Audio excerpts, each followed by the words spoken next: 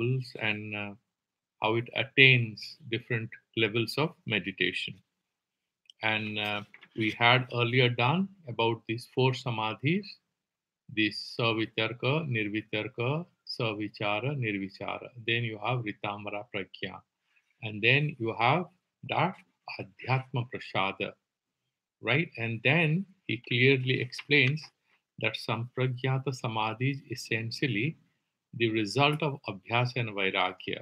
Whereas if you want to still ascend higher, because this particular sampragyata samadhi is still not nitya, in a certain sense that this is again end of the day, whether it is a sananda samadhi or sasmita samadhi or just nirvichara, ritamara pragya.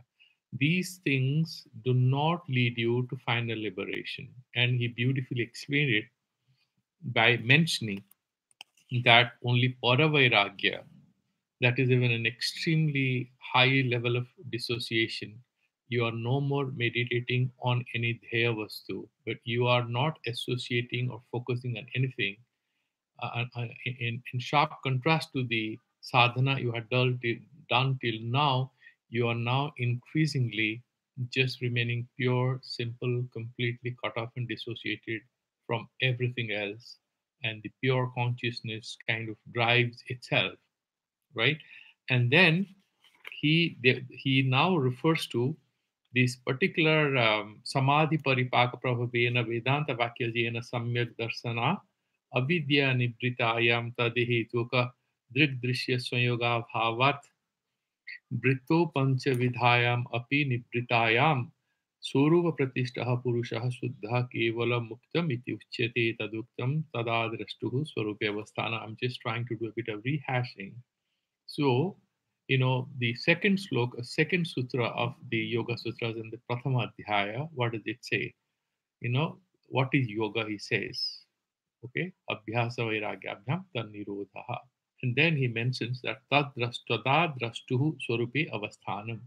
When you succeed in Vairagya and Abhyasa and you can reach that Sarva Vritti Nirodha, then the Drashta Swarupa, the Drik Swarupa Chaitanya, the perceiver, the pure consciousness, the subject self, is established in yourself without any modification. Till then, we have already discussed that the whole universe of reality, the whole universe of reality, I'm not talking about the cosmos, the physical cosmos, the whole universe of reality can be split into pure consciousness without name and form, and what I call the consciousness with whatever you call, all these things that you sort of pass through. And he's saying here that when you reach that ultimate stage, that Purusha Kaivalya, it is much different from everything else that will have to undergo, certain modifications. The klesa, sesa, sorry, that particular word that he mentions, sanskara sesa, that remains in the end. He's saying that word has relevance, it's mentioned because some sanskara and some existential movement of the mind kind of continues, however feeble, negligible, insignificant, and difficult to capture through the senses of perception through the mind. It still is there, and therefore we're using the word sanskara sesa. Even that, in course of time, the way if you don't put fire into fire, if you don't put any fuel like any purified butter or any kind of dry wood and leaves or anything, the fire will sort of put itself out in course of time. Same way, this particular process of meditation reaches that ultimate stage where it extinguishes all the movements of the mind and becomes completely pure consciousness. That means no more subject to any modifications, because everything that undergoes modifications, the mother cause of all this is Mula Prakriti, right? And then what doesn't undergo any change is Purusha. Then how Prakriti creates its Jada? Because of that close proximity with Purusha, which is pure consciousness, the Jada Prakriti comes in contact and sort of behaves like if it's the owner of the universe, it has Karta. And why is Prakriti doing it? It's beautifully Sankhya says that like a dancer comes onto the stage and performs a dance for the observers, the audience, the guests. Once they are happy, she sort of withdraws. She pulls down the screen and she goes off. Same way, the Prakriti is actually Sahayika. And why she's doing this? Because she wants to tell Purusha that you are not Prakriti, you are different. In a way, for self realization of Purusha, the Prakriti kind of creates entrapments in order to liberate the Purusha. That is how the Sankhyas look at it. Very beautiful. Okay, and in fact, there's a beautiful story I had read in a book of Sri Anirvan, who had written that Letters from a Bowl. He says that in your personal life, you keep struggling. It's like Parvati kind of is disturbing Lord Shiva again and again. She has a lot of demands because she's mother of the universe. She'll say, I want you to provide this to so many people. I want you to do this in this part of the world. Lord, Shiva is kind of troubled. And one fine morning, what does he do? He says, enough is enough. It's time for my meditation. He walks off to Kailas and sits in meditation. Then, interestingly, Parvati doesn't make any demand. What does she do? She follows him. She follows him and also sits next to him and meditates. I mean, in a beautiful metaphorical way, what he's saying is that unless and until we sort of overcome our Prakriti will keep making demands. But once we are oriented towards achieving our identification and self realization, by realizing that Purusha, the Prakriti, in fact, enables us by doing a few things because he is there to serve the Purusha, and for the bhoga of the Purusha that she is serving all this sansara and everything. And finally, what happens to her? This Prakriti, Mula Prakriti kind of sort of, it remains where it is, it withdraws. And the Purusha recovers its own identity, and that is Kaivalya. So, to go to that ultimate level of consciousness, the yogi, there's a sutra that mentions that tadrashtu swarupe avasthana. What happens before that? Till you reach there, what happens to all of us? We are entrapped in different movements of life. And that is what, even though it is Nitya. Then Aparinami, Nitya and Aparinami, even though during Brittis, during the Bhuthana Dasa, during the external entrapments, what happens? Even though it is Nitya, Suddha, Mukta, everything, it's not Bhokta, but it behaves like a Bhokta. Okay? And we are giving that example of the owner of a dog is completely feeling hurt because there's some problem with the dog, right? And then taduktam vritti sarupyam itaratra. So whenever you are established in that ultimate stage, tada drastuhu swarupe avasthanam, in that state of meditation. What about other states? Vritti sarupyam itaratra. So whenever you are not in that deep state of meditation on the self, where are you? The consciousness in us identifies with all the vrittis that it undergoes, right? All the vrittis that happen because of Prakriti, because of these three gunas, all the movements and all the modifications that the consciousness undergoes, the pure consciousness gets identifies and appears as that. Okay, and that is I was saying. Just to Dushyur Uparaktam Chittam Sarvartham. That is why in that particular sentence he says that Etadeva Bibritam Drastu Drishyur Uparaktam Chittam Sarvartham. What does it mean? It's like the mind, the chitta, the consciousness. We can look at consciousness in different ways, right? Here we're talking about that chitta, which is not that chit sakti, which is the ultimate pure consciousness without a second. We are not going there right now. I mean, of course, without a second word applies only to Vedanta, not to Sankhya. But here, when we're talking about Chitta, we are not talking about the pure Chit Sakti, which is Kaivalya, which is the ultimate level. We are talking about the Chitta as it sort of exists in all of us. And this Chitta, which is trapped in these vrittis, it identifies with them. Then what happens? This Chitta is not Purusha, right? Because it's undergoing changes, it's getting entrapped. It's not pure Purusha. And then what happens is that because it's now, it is Bishaya, the Drishyatva. There is an earlier sutra before this. It is fourth chapter, 23rd. Just couple of sutras before, It's saying that no, this is not Parapurusha because Drishyatvad, because it's also an object of meditation, an object of perception, this mind. And this mind, what happens is that because it's Dishya, this is Vishaya. Vishaya is object of meditation. And that's how you can meditate on your mind. But you cannot meditate on your mind at the same time as Grahya and Grahaka, a subject as well as verb. That cannot happen at the same time. Either the mind is an object, okay, you can treat, can the mind meditate on itself? Like, this German philosopher, he was trying to define what is idea in his philosophy. And he writes a sentence which is very interesting, funny, but it's very amusing at the same time, but very profound. It looks like as if we had taken it from Indian philosophy, but he never admitted it. He says idea is pure thought thinking about itself. Obviously, it's not Indian because here Brahman doesn't think about itself. It's beyond all thoughts. But for him, idea is pure thought thinking about itself. So pure thought is different from the thoughts of humans. We are talking about pure thought, and that's an idea. And it's traveling from knowing nothing to absolute knowledge. That's how he's talking about his evolution and involution or whatever. Right? Now, coming back to our discussion, here, this chitta is like that pure thought. It's entrapped in different kinds of things and it takes different forms.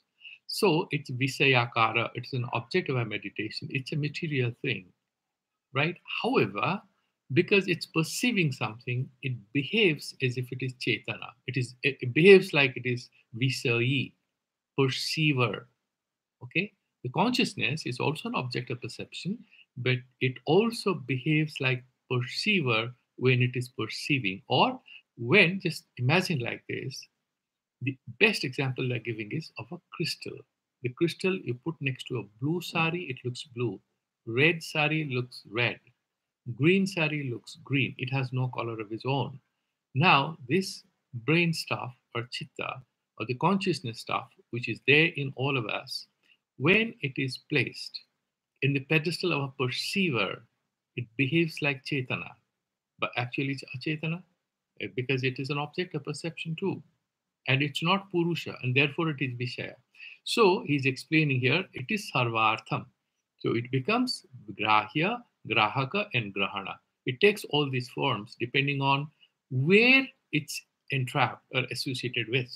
Okay? So that is mentioning that Drastu Drushyor Paraktam Chittam Sarvartham. Chittam Eva Drastu Drushyo Uparaktam. Visayi Visaya Nirvhasam. So it appears as Visayi, the subject. Vishaya is object, Nirvhasam. It appears like that. Chetana Achetana Swarupat Swarupa Apannam. So this Chetana and Achetana, both the forms, it appears in both the forms. Visayatmakam api, even though essentially this is something of an object because it's Prakriti and it's not pure Purusha in that sense, even though it's Visayatmaka, whenever it's an object of meditation, api, avisayatmakam iva, achetanam api, chetanam iva. Even though it's actually Visayatmaka, right? It behaves like avisayatmaka, as if it is Purusha. It behaves like that. Even though it is achetana, this chitta thing, it behaves as if it is chetana, Purusha Vishesa. Spatika manikalpam sarvatham iti uchyate. And you can best compare it with the crystal, which takes different forms, different colors, depending on what it is associated with. Depending on its proximity to a certain object with certain color, it will immediately reflect that color and behave like that. Okay? Now, then he's saying, Tad adena chitta sarupyena bhrantaha kechid tadeva chetanam ityahu. So he's referring to the Vijnanavadis. I was mentioning for the Vijnanavadis, there's no reality outside of our subjectivity. So all the sansara, everything, this is all Jnana Surupa. Okay, these are, so they are the idealists, subjective idealists. So they mention about it, and we also have certain parallels in the West. No, we'll not get into the long discussion there. We had touched upon that yesterday. Tat asankhya vasana chittam api parartham sanghatyakaritvat This is this Panini, the Patanjali, fourth chapter, the final Kaivalya Pada, and 24th Sutra. This is the next one compared to Drashtu Durshora Praktam Chittam Sarvartham. Here, what is saying, Tat Asankhya Vasanavihi Chittam Api. Even though this Chitta thing, the best example, first let me make sense of it and then we'll go to an example. Even though numerous desires, aspirations, inclinations, proclivities, whatever you call, they are coloring this Chitta because it is acting as an agent trying to achieve a lot of things. It's like this robot and it is fitted with a program. Depending on whatever command is kind of fed into it, it immediately behaves. It behaves. It has no consciousness of its own. The best example is artificial intelligence. And this artificial intelligence kind of is fed into a certain machine. And that machine starts responding to you, right? And what does it do? Depending on what you're doing, it's like the Facebook artificial intelligence. It puts ads on your page, trying to interpret what you may be interested in, looking at all your posts and what are the videos you watch, what are the pages you visit, and there is some algorithm, there is a calculation, and that particular artificial intelligence, because no one is there watching you, that program is doing it. And that program sort of says, maybe this guy loves books on travel. And because you liked some pictures, scenic pictures, posted by a friend, it starts showing some, because everything is about money and advertising. So you get a lot of ads about what? Beautiful locations where you must go, somewhere in Greece or maybe in Africa, maybe Serengeti, or they'll just mention some beautiful place where you need to go to watch those wild animals, and depending on what sort of a person you are, or maybe Bali or maybe Sri Lanka, they'll just put some pictures. They also watch what kind of things, where are the places you have traveled, how much money you may have. This artificial intelligence kind of calculates all this. Similarly, this chitta, there are desires and proclivities, and it sort of processes all this information and it acts like an agent to fulfill all these desires. Even though it does all this, ultimately, you know what it is interested in? The desires are desires of whom? The desires are not desires of the Purusha, because it is beyond all this. It cannot be involved in anything. Then the desires are desires of whom? The desires are desires actually of no one. These desires are like responses of this artificial intelligence. So the movements that are happening in our mind, it may be difficult to accept, but if you go deeper, you will actually see that many of the things we are doing, actually we are not doing. Guna gunesu vartante. So what happens is, based on certain sanskaras, certain response works out of our consciousness, and this consciousness is almost like a program. And it happens, and we believe we have done it, and then we have guilt or we have happiness, that we got a good result or bad result. What he's saying is, though this chitta is colored and trapped and guided by so many aspirations which are inherited from our past, not just one birth, maybe millions, even then, it's ultimately is not working for itself. Because sanghatasya pararthatvat, there is a nyaya. Whenever is an assembly or something you're arranging, it has to have a purpose outside of it. Like you are making a pilau or making a paisam or kheer. Can the kheer enjoy itself? Can the pilau enjoy itself? No, there must be somebody to eat it. All the games the mind is playing, it's not for itself. Maybe there are some pervert minds, they can play games with this. I mean, it's a malfunctioning computer. That is a different example. But generally, it's saying ultimately there must be something for which it's working. And what is that? Purusha. So this mind ultimately is saying that ultimately, end of the day, it wants to reach that Purusha. It wants to realize itself. All of us, that's why in our tradition, all of us have said what? Amrita Santana. Amrita Santana. All of you are children of the divine. Why? Because by divine, we are referring to that Purusha. You have that hidden aspiration. Irrespective of where you are, that spiritual aspiration I have seen in everybody's life. He may be a criminal, he may be a cheat, he may be a liar, but somewhere hidden within, there would be still that aspiration, right? And he will still feel that, some kind of an inclination. And that you would see in the life of even so-called bad people. They have the moments where they are trying to connect with the divine. Okay, now let's move forward. Yasya bhoga apavargartham tat sa eva parah chetano asanghataha purusha natu ghataadivat sankhyatakari chittam chetanam ityarthaha. And for whom this chitta is working or aspiring to achieve a lot of things, ultimately for the purusha. But that purusha is asanghataha. It's not connected with anything. And it's not like ghatadivat sankhyatakari chittam chetanam ityarthaha. So it's, I mean, from the Vedantic standpoint, everything is consciousness because it's all modification of the Varta. It's an inverted reflection of the Brahman. Everything that we see all around, it's a manifestation, and this manifestation is an expression in a way, or a projection of that fundamental reality called isness or Brahman, right? And that Brahman is everywhere, is avinna nimitta upadana karan. So in that sense, this computer, my voice, this book, and this whole program, whatever we are trying to connect ourselves through with each other, these are all chetana. Everything is a manifestation of consciousness. But this chitta is not like that. That's what he's saying. So this chitta somewhere has a closer proximity with that purusha and has an aspiration to reach there, to modify itself, to ultimately discard itself and become that purusha. Right? That's what he's saying, purusha. Evam cha visheshadarshinaha atma bhava bhavana nirvrittihi. Then there is a beautiful thing he's saying here. There is something called atma bhava bhavana. You may be very happy, like you're in a party and people are praising you because something you've done recently good.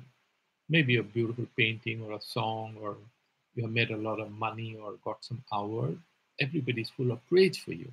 Or maybe your child has done very well. So you are in a very good moment of your life.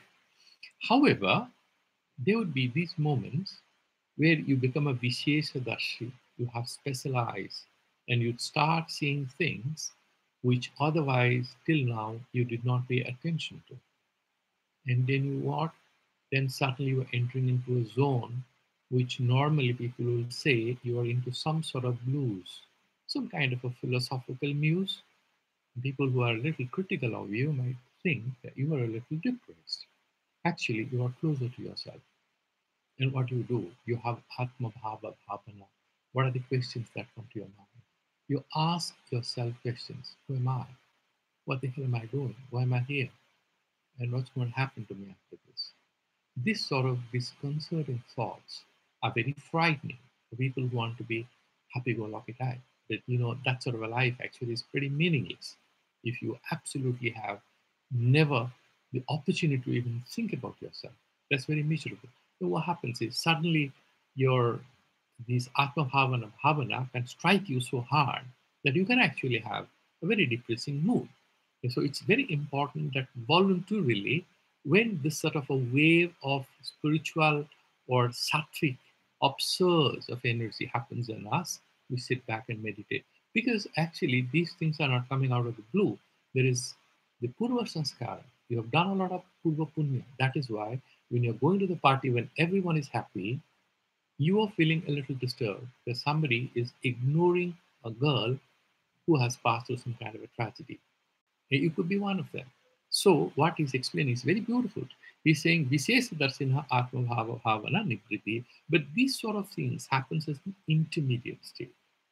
When you reach that ultimate stage, when that Purushakara Vritti happens, I mean the word Vritti doesn't apply there, when you reach that ultimate pinnacle of the evolution of consciousness, you're no more troubled by these things. Where am I? Where I'm going to go? What's going to happen to my life? These sort of things will not trouble you. I remember long back I had seen a Russian movie I don't know what was the Russian name of that movie, but in English, the translated title of that movie was An Unfinished Piece for a Player Piano. Beautiful movie, a little philosophical. So it's a party, and they are having a picnic or something, and everybody is doing everything. All kinds of games they are playing. The child is doing something, the mothers and everything is. But there is one guy who has a troubled marriage, and something is breaking, in his life. And finally, suddenly in the evening, he's very upset and he's having a heated exchange with his wife. He was trying to please some other lady, but suddenly there's a awakening in his consciousness, and he says, "What am I doing? I'm already 35. Napoleon had attacked and won over several countries." He's just trying. He's having that moment of either or. He's feeling depressed because he's seeing the what do you call it, futility of his life, because that Atma Bhava Bhavana is suddenly emerging in him with a lot of force. Okay, coming back to our discussion. Once a person has established himself in that Vishesha Darshana, what is it that Vishesha Darshana? He sees the difference between Purusha and Prakriti. That I want to be X, Y, Z is a game which is played under the force of Prakriti, right? That I want to figure out who am I is an aspirational aspect of this, where you want to break away from this game of Prakriti. Once you're established in Purusha, there is no more any anxiety or fear because you have seen it through. You might continue to be in samsara and do a lot of things, however, you are in a certain way free from the samsara. That's what he's saying, that these sort of questions, either material questions, what about another house or a car or relationship, or even spiritual things, these sort of thoughts do not disturb him. Atma bhava bhavana nibritihi. Evam yo antakarana purushayor vishesvadarshi. Antakaran and purusha, my mind, my subjectivity, and the pure chit sakti purusha, and he knows the difference. Okay, he doesn't get confused. He doesn't think I'm the owner of this whole thing, and this self is different, and this all that I'm doing is not the right self. The self is in cloaks, wearing, it's in disguise, it's behaving like a clown, it's behaving like a boss, a professor, and a professional, a wife, a mother, a husband, a brother, a lover. These are cloaks. Who is wearing this? This mind is wearing it. What it is trying to hide, it's hiding the real Purusha. And once he knows the difference between the Antakarana and the Purusha, that Vishesha Darshi, Tasya, Ya Prag Viveka, Prag Aviveka Vasad Atma Bhava Bhavana Asit Sa Nivartate. Because of these, the person in whose case, just a little earlier, before he had attained this higher refined state of samadhi, what did he have? He had a viveka vasad as a result of inability to differentiate the mind stuff, the subjectivity, from the pure consciousness. He confused that mind stuff, the subjectivity, is the self. He had done that. Now he's being able to see the difference. And once he sees the difference, the Atma Bhava Bhavana, which is actually spiritually very good for an initial beginner or even serious sadhaka, you need to have it, otherwise there's no progress. But that also kind of it drops off him. It's not relevant for him. Sa, that Atma Bhava Bhavana nivartate. It's no more troubling him. Bheda darsane sati aveda brahmanupattehe. Once you have seen the difference between that individual subjectivity and that pure consciousness, there is no fear of again confusing this particular chitta, the mind stuff, the subjectivity, with the pure consciousness, the Purusha. Sattva Purusha Yor Vishesha Darshanam cha, that Sattva, that Malina Sattva or Sattva, that in Samadhi what you have, exuberance of Sattva, it manifests, and Rajas and Tamas have been subdued, destroyed, almost put to null. And this Sattva and Purusha is that Sakti, that pure conscious, Vishesha Darshanam cha Bhagavat Arpita Niskama Karma Sadhyam. Now, Madhusudana Saraswati, the real Vedanti, who is also a great devotee of Lord Krishna, brings in his whole sadhana to advise us. What does he say? You have to have Bhagavad Arpita Buddhi. Because Ishvara Pranidhan is also in Yoga Sutras, in Sankhya. There is a Seswara Sankhya, there is also Niriswara Sankhya. You need not necessarily believe in God in Sankhya, but the Sankhya in Bhagavad, for example, that is discussed, it has Ishvara in it. Yoga Sutras have Ishvara in it. Now, Bhagavad Arpita Nishkama Karma Sadhya. So, Matparaha, then you do Nishkama Karma. So, he is now connecting Yoga Sutra. Beautiful synthesis of the secrets of Yoga Sutra with the message of the Bhagavad Gita. And that's why Madhusudana Tika is so important and so significant. He's saying, so you have to have that devotion, surrender to the Lord, and mix that up, supplement, not with laziness, sitting in a temple and expecting others to sort of give you food and shelter and everything. No, you do Nishkama Karma. Okay? Niskama karma sadhyam, tal lingam. And what is that lingam? What is the sign of it? What is the symptom that you have reached there? This particular Vishesha Darsana. So, Yoga Bhashya Darshitam. Yoga Bhashya is the Vyasa Bhashya. So, he's saying, Yatha Prabdasi. So, when there is a lot of rains, what happens? Trinankurasya Udvedena Tad Vija Satta Anumiyate. Grass, does it have any seeds? Have you ever seen? I haven't seen seeds of grass. Right. Now there is rain, and suddenly it becomes very green.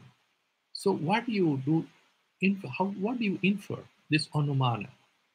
So if you go to a house and there are a lot of smoke marks on the ceiling in a particular room, and then you do anumana, this inference, inductive logic. Most likely, there was some puja or there was a kitchen here, and they had done a yakya, and they had done a lot of ahutis, as a result of which there are these smoke marks and kaba marks on the wall in the ceiling. Same way here, when you look at a suddenly dry field, which was brown, dusty during the summer, and suddenly there's a lot of rain for a couple of weeks. Once there is an onset of the monsoon, and what do you see there? You see it's all green. And what do you infer? Yeah, so this particular dry brown field contains seeds of this beautiful green grass that I observed today. So you're doing inference. You cannot see it. Same way, he's explaining. Tatha moksha marga sarvanena. Whenever even the person is papi, or he could be anything, when there is a discussion of moksha marga, what happens to him? Siddhanta ruchi vasad yasya Lomaharsha अश्रुपातो दृश्यते तत्रापि अस्ति विशेष दर्शन बीजम अपवर्ग right? He's saying a very beautiful thing. So a person, it's like he is doing all kinds of nonsensical things. The best example that comes to my mind, I don't know it's true or false. It could be pretty anecdotal. So I'm a little apprehensive when I'm mentioning this because I haven't read it in a book. I have read it, I've heard it in a speech by somebody. That when Professor Radhakrishnan, who was the president of India, had gone to Russia, he sort of narrated to him the story of Ashoka the Great, that he was Chandasuka, he was a guy who was really angry and all the time, you know, going on a conquest, and he had the Kalinga War and saw a lot of bloodshed, women coming to fight and, not trying to lose the battle and losing their children, their houses, everything. And the bloodshed sort of changed his heart and became a Dharma Soka. I don't know it's true or false. And apparently he told the story and Stalin was in tears. And this could be used as an example to show that this fellow was pure evil, no doubt about it.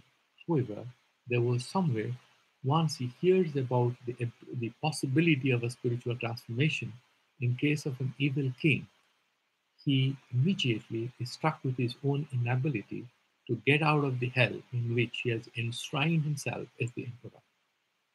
And I'm just trying to make an interpretation.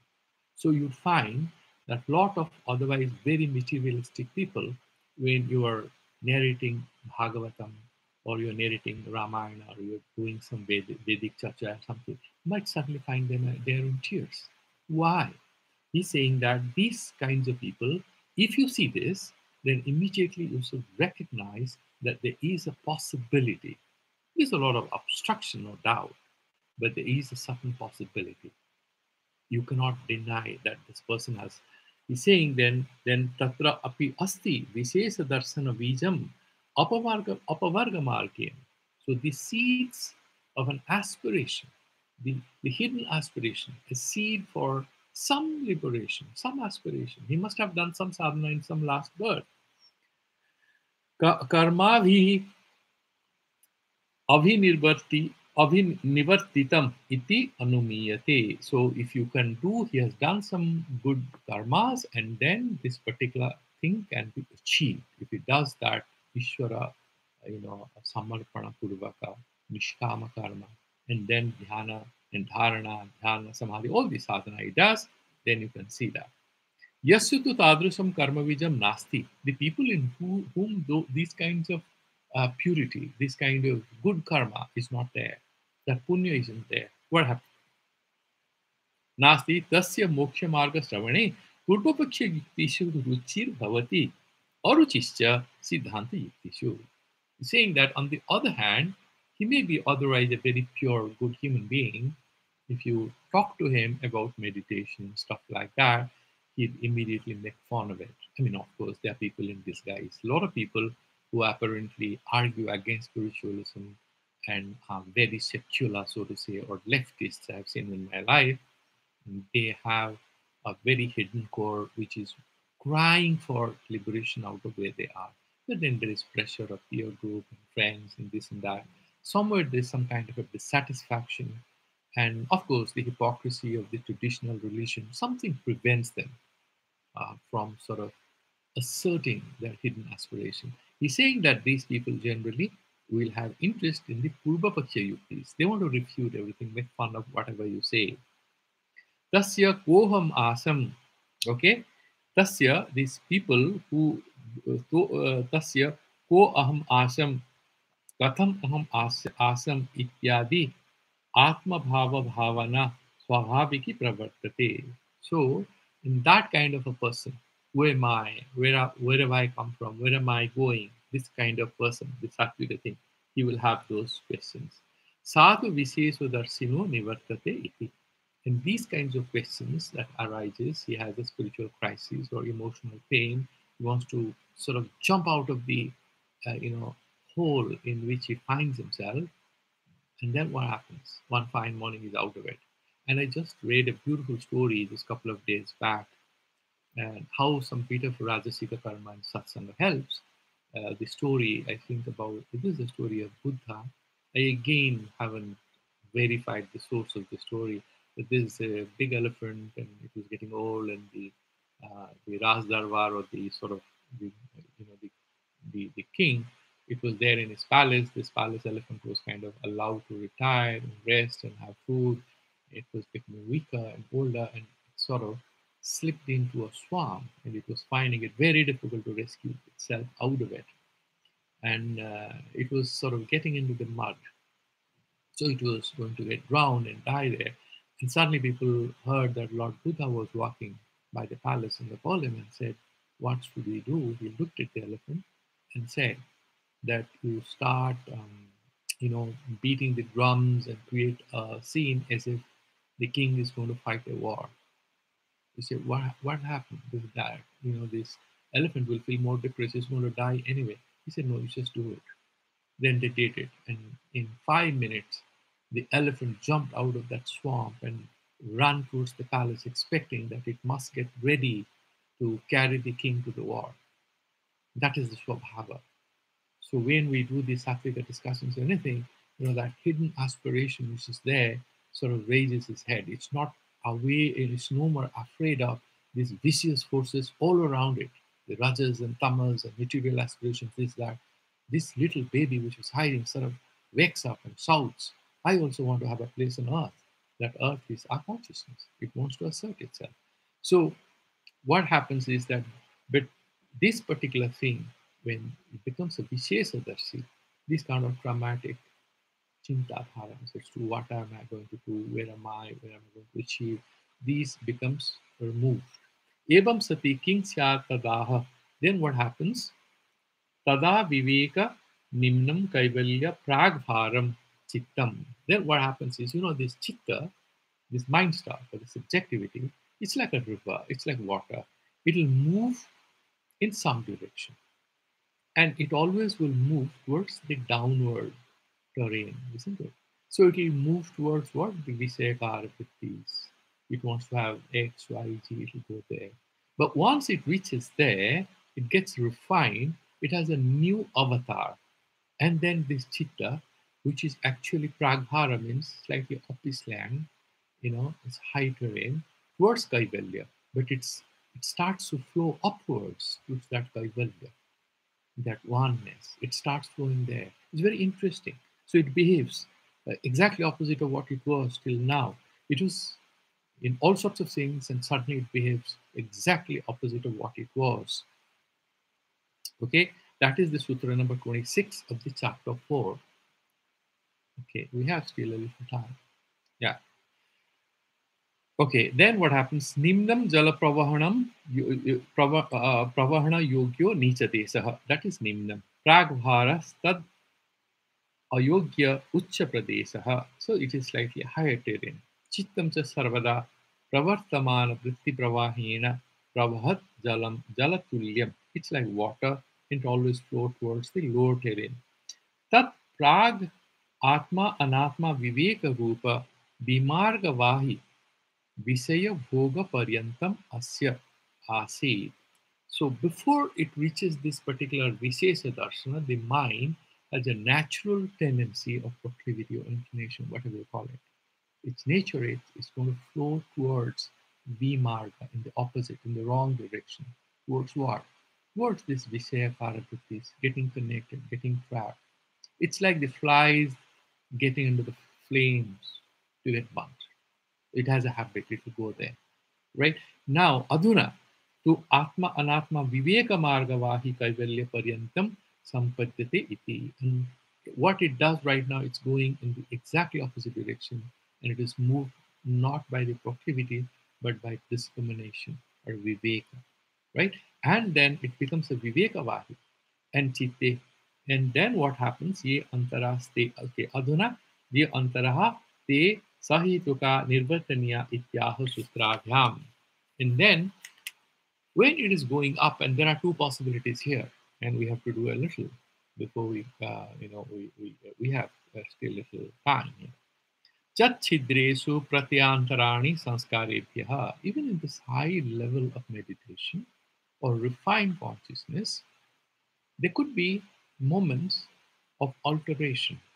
You remember that powerful sentence by Thakur Ramakrishna Paramahansa, who used to say, "What is sadness?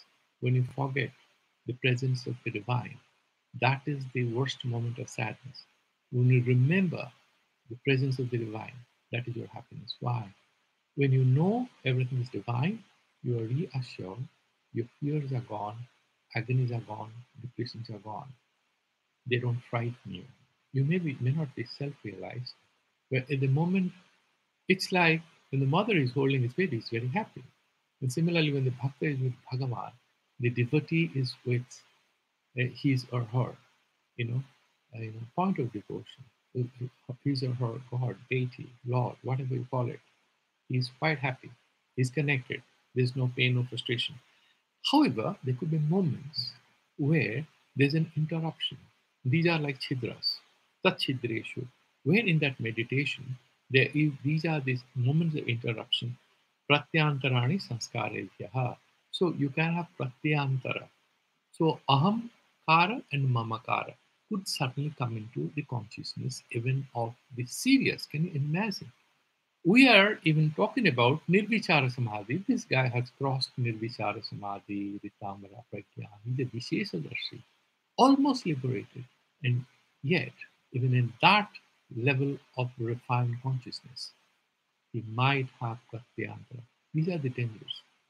There's this beautiful story in Buddhism where they mention that mind, that when you are meditating, when it reaches that point of perfection, the beautiful peacocks are dancing in the park, and they shall stop dancing when you get waylaid by your thoughts. What does it mean? The beauty, the beauty of our consciousness, the magic of our consciousness unfolds and manifests the more and more we are able to still it. When you reach that point of stillness, as if you can feel the peacocks are dancing in the park right in front of you, in just one fraction of distraction, the peacocks are gone. What it says is that the beautiful manifestation of the divine or the unseen, the unknown, let's speak in secular language, even then, the things we have never explored till now can manifest in our eyes, our consciousness experiences it. We ascend to a much higher plane. However, one light distraction, it's gone. There is disconnection. Wi-Fi isn't working, so the web page you're watching isn't anymore there in front of you. Here, the pure consciousness sort of loses that peace within. Hanam esam klesa vat uttam. And what happens is, then hana, how do you put an end to that? Then you have hana, there is heya vastu, heya karana, right? And you have that nidana. What is the cause of this pain? And then what is heya, the sansara? You have to avoid it. And what is hana upaya? Jnana. So hanam esam klesavat uktam. So the way, what is the end of klesas? Through vidya, through jnana. Avidya is klesa karana.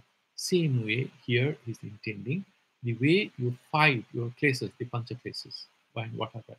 Avidya, asmita, raga, dvesha, abhinivesha. How do you put an end to that? You put an end to that having a clear Veda darshana between Purusha and Prakriti, and by gradually, incrementally working on your consciousness to be able to ascend to a level where this perception of the distinction between Purusha and Prakriti becomes so crystal clear to us that we are no more confused, distracted, and entrapped in the multitude facts and fictions of our phenomenal life. We go to that refined reality. So what he's saying is the way the klesas come to an end, same way these pratyantaras, the change in consciousness, suddenly the falling down of the consciousness can also be ended only through proper Veda Darshana, Vishesa Darshana.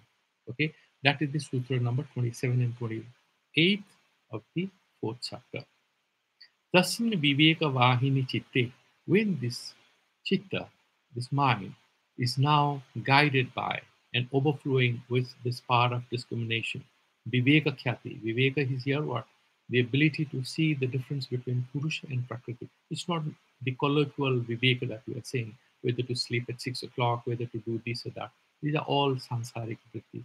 Here the Viveka is used in a very specific way in Yoga Shastra. Chitte Chidresu antaraleshu, when you have those antaralas, interruptions, pratyantarani, vyuthana rupani, aham mama ityevam rupani. These kinds of vyuthana rupani, you're suddenly getting, somebody makes a phone call, you're invited, and you'll be given a big hour, or maybe the prime minister or the president are going to say hello to you, or maybe some millions of people are looking to meet, looking up your speech or anything. It can be very, it can enamel you, right? It can confuse you. And therefore, he's saying that these pratyantarani, mama and aham. Mama idam, this is mine. Aham, I am this. All kinds of things. Rupani, Dutthana Anubhava Jebhyaha. Whatever is born out of Dutthana Anubhava. Dutthana is different from Samadhi, the opposite of Samadhi. And born out of this Dutthana Anubhava, these experiences, when you are in that state of distraction from that ultimate stage where you had already reached, and sanskarebhya, all these impressions, shiyamani, okay, Chiyamanebhyo api pradurbhavanti. And then what happens is that all these things becomes already, they have been destroyed, and yet these particular pratyantaras pratyantarani can also manifest. These kinds of alterations of consciousness can happen. Esam cha sanskaranam klesanam iva hanam uttam. And how do you get rid of these kind of new sanskaras? You did so much, and there is like a leakage, right? Or spillage. How do you stop that spillage? It's the way you stop the kleshas from disturbing you. The sadhanas are already discussed at great length. Same way, you have to also stop these alterations of consciousness. How? Through vidya. Yatha klesa avidyadayaha. The way ignorance and all associated problems of the consciousness, jnana agnina dagdha bija bhava. How do you destroy ignorance and the false understanding, right? What do you do there? He's saying it's simple. Like the seed, once it has been burnt, it cannot again, there is no fertilization. It cannot become a tree again. Same way, once our faulty understanding has been destroyed with the fire of self knowledge, right understanding, right perception of reality, the faulty perception and the results of faulty perception cannot disturb us anymore. That is the clear message. Same way, you have to also kind of deal with alterations in consciousness at a very high level where we are about to sort of reach or attain that Viveka Darshana, yes, Vishesha Darshana, right?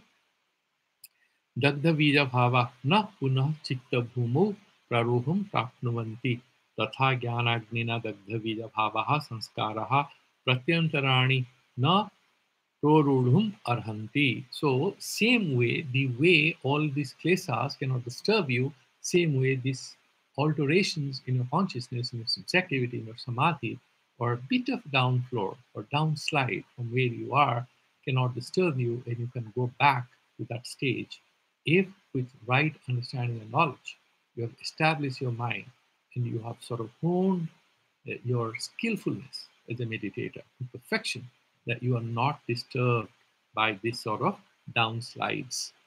Jnanagni sanskarastu yavat chittam anuserate iti. And then, so I think we are sort of reaching the timeline. So we'll stop here. And there's a little more before we go to the next, the sloka 16. We are almost kind of had a crash course in these Yoga Sutras, and it's been very, very useful.